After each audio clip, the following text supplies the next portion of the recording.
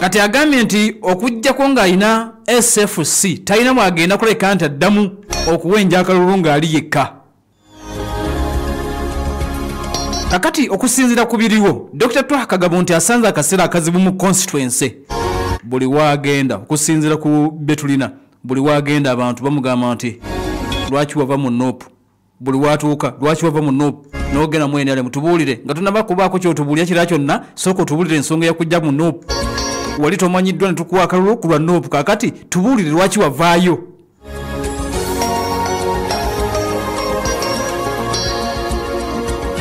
Kati munnange bimusobedde okumungoona kungi agambye nti bampe SFC.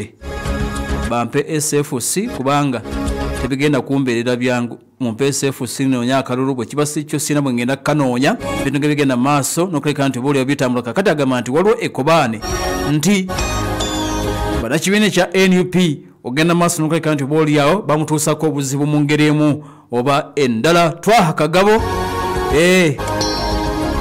NUP stroke NRM stroke PLU yonna gyali kubanga mbaka wa NOP nga bwe nagamba mbaka wa NOP ye kadi gyaliko akkiririza nnyo mu NRM ate era awaana nnyo General Muhoozi owa PLU.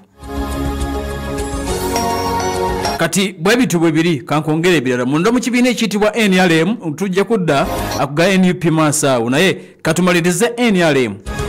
Mu NRM ekiriyo abakyala n'abavubuka bavudde ne bagenda maaso n'okweka nti batabukidde ekibiina bagamba nti muyinza genda maaso n'okuba nti boolyawo mwongeza ensimbi ez'okwewandiisa okufuna kaadi ey'ekibiina tubeere bafulaga beera. Babagambye nti okusinziira ku biro bagambye nti ekkobaane lyakugenda maaso n'okulemesa abawerako boolyawo okwesimbawo.